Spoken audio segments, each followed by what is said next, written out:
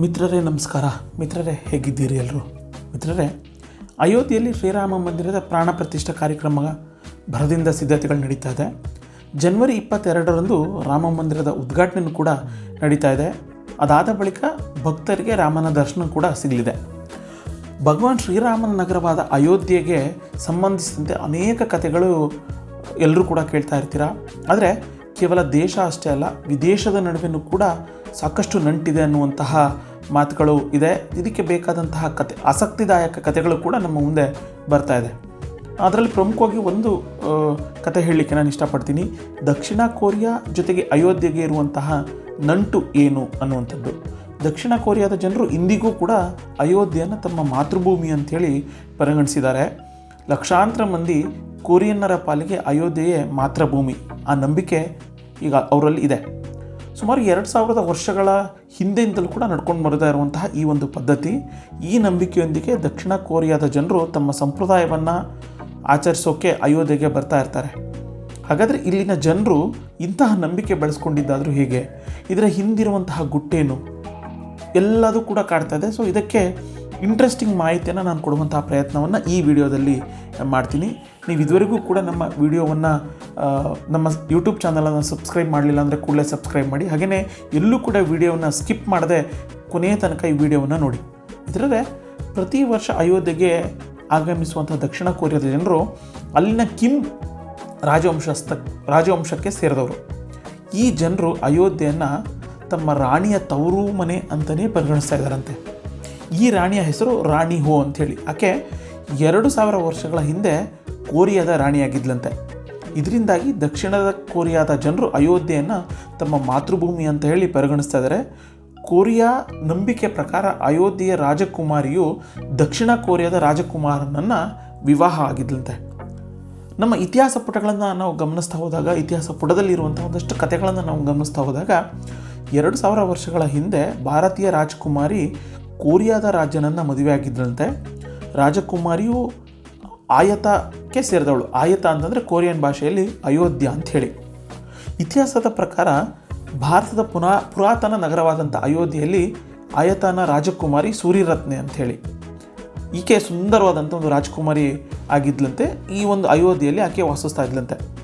ಅವಳು ರಾಜ ಸೂರ್ಯವರ್ಮನ್ ಮತ್ತು ರಾಣಿ ಮಯೂರ್ಚತನ ಮಗಳು. ಒಂದು ದಿನ ರಾಜಕುಮಾರಿ ಮಲಗಿದ್ದಾಗ ಸೂರ್ಯರತ್ನೆಗೆ ಒಂದು ಕನಸು ಬೀಳತ್ತಂತೆ. ಅದರಲ್ಲಿ ಆಕೆ ದೂರದ ದೇಶದಿಂದ ಒಂದು ಬೆಳಕು ಬರ್ತಾ ಇರೋದನ್ನು ಗಮನಿಸಿದ್ಲಂತೆ. ಬೆಳಗ್ಗೆ ಎದ್ದು ನೋಡಿದ ತಕ್ಷಣ ಅವಳಿಗೆ ಗೊತ್ತಾಯ್ತಂತೆ, ಇದು ಕನಸು ಅಂತ ಹೇಳಿ. ಆ ಕನಸನ್ನು ನನಸು ಮಾಡಬೇಕು ಅನ್ನುವಂಥ ನಿಟ್ಟಿನಲ್ಲಿ ಆಕೆ ಆ ಕನಸನ್ನು ಹುಡ್ಕೊಂಡು ಹೊರಟ್ಲಂತೆ. ಆ ಬೆಳಕಿನ ಮೂಲ ಯಾವುದು ಅಂತ ಹೇಳಿ ಹುಡುಕ್ತಾ ಹೊರಟ್ಲಂತೆ.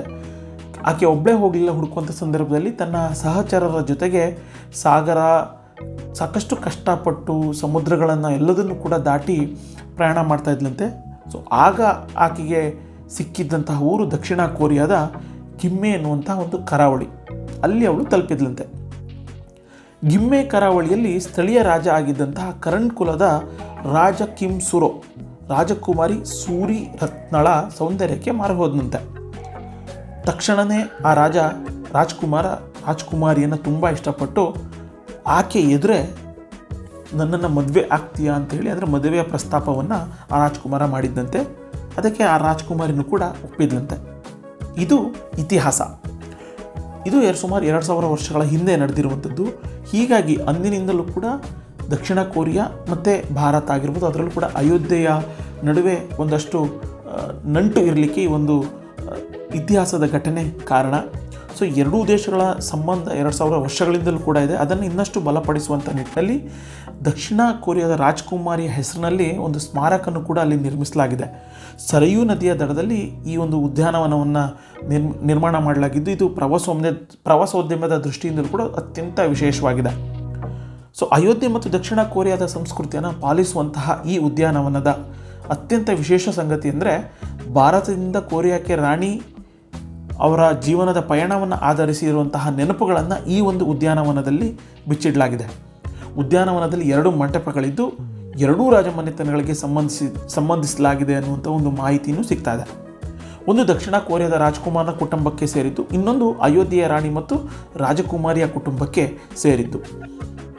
ಇದು ಇತಿಹಾಸ ಕತೆ ಆಧರಿಸಿ ಕೊರಿಯಾಗೂ ಮತ್ತು ಅಯೋಧ್ಯೆಗೆ ನಂಟಿದೆ ಅನ್ನುವಂಥದ್ದನ್ನು ಹೇಳಲಾಗ್ತಾ ಇರುವಂಥದ್ದು. ಸೊ ಜನವರಿ 22ನೇ ತಾರೀಕು ರಾಮ ಮಂದಿರ ಉದ್ಘಾಟನೆ ಆಗ್ತದೆ. ಆ ಒಂದು ಸಂದರ್ಭದಲ್ಲಿ ದಕ್ಷಿಣ ಕೊರಿಯಾದ ರಾಜವಂಶಸ್ಥರು ಈ ಒಂದು ಕಾರ್ಯಕ್ರಮಕ್ಕೆ ಬರುವಂಥ ಒಂದು ನಿರೀಕ್ಷೆಗಳು ಸಾಧ್ಯತೆಗಳು ಕೂಡ ಇದೆ ಅನ್ನುವಂಥದ್ದು ಅಯೋಧ್ಯೆಯ ರಾಮ ಮಂದಿರ ಟ್ರಸ್ಟ್ ಏನಿದೆ, ಅಂದರೆ ಉದ್ಘಾಟನೆ ಮಾಡ್ತಾ ಇರುವಂಥ ಟ್ರಸ್ಟ್ನ ನಂಬಿಕೆ ಆಗಿದೆ. ಸೊ ಇದಕ್ಕೆ ಬೇಕಾದಂಥ ಸಿದ್ಧತೆಗಳನ್ನು ಕೂಡ ಅಲ್ಲಿ ಮಾಡಿಕೊಳ್ಳಲಾಗ್ತದೆ.